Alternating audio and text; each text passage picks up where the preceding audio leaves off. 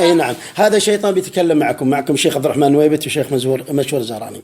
شيطان احنا ما طبعا اللي متلبس بمرأة ما حد يعرف المرأة دي، ولكن حببنا نذكر بعض إخواننا وأخواتنا هذا شيطان على اعترافه يعترف الآن كيف الإنسان يحصن نفسه.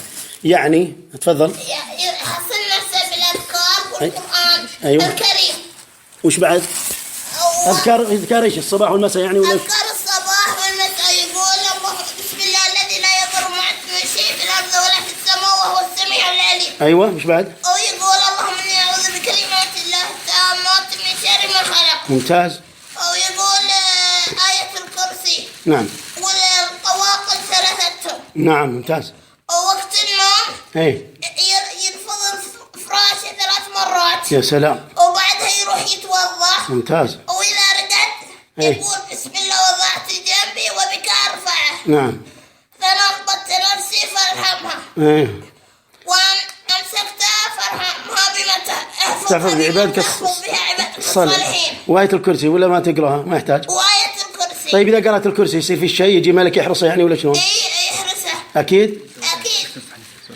طيب يعني إذا جاء قرأت الإنسان آية الكرسي عند المنام يجي ملك يحرسه ولا كيف الطريقة؟ يحرسه. وش يدري يمكن في ملك تشوفونه أنتم؟ أنا أشوفه. ما يقدر يقرب الإنسان إذا قرأت الكرسي. ما يقرأ. اسمعوا هذا اعترافه. طيب إذا في الأعراس وش تنصح النساء في الأعراس؟ أنهم يتسترون لأن ناس عيونهم حارة في الأعراس.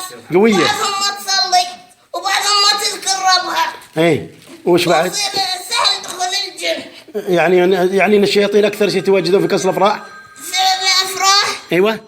وين يتواجدون في قصر الافراح؟ في قصر الافراح والمناسبات. وتسلطون على بنت تسلطوا عليها. البنت المتكاشفه العاريه. كل ما يكثر يعني يخرج لبسها الخالع. ولبسها القصير. اسمعوا يا بنات، اسمعوا هذا اعتراف شيطان. نعم. تدخلون في بنت ولا بنت خالعه. الخالعات اللي عصن ربنا. ويلبسون قصير. صلى الله السلام. في ناس تحضر العراس ما تذكر ربها. صحيح. لا. وفي ناس ما تصلي اصلا. وفي الشياطين بعد وعفاريت يحضرون صح؟ في. وين تجمعون في القصر؟ في الزوايا ولا اي مكان يتجمعون؟ في الافراح دائما الكفار. صح. وين تجمعون فيه؟ وين اكثر شيء في القصر؟ وين اماكنهم في القصر اكثر شيء؟ في الزوايا ولا وين؟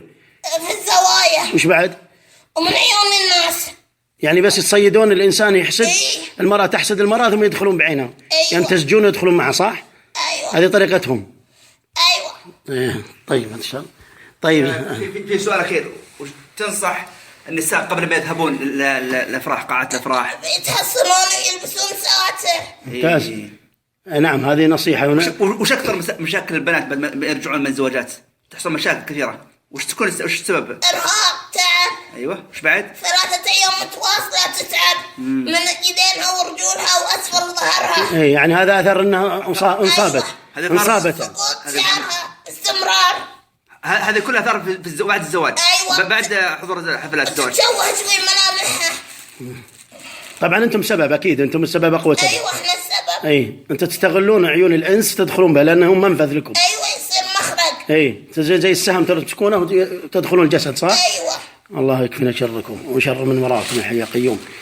صدقك كما الرسول صلى الله عليه وسلم لأبو هريرة، صدقك وهو كذوب. اللهم أننا نبرأ مما يقولون ونكفر بما يقولون، ولكن من باب العبرة ليس إلا. والله أعلم، وصلى الله وسلم على نبينا محمد.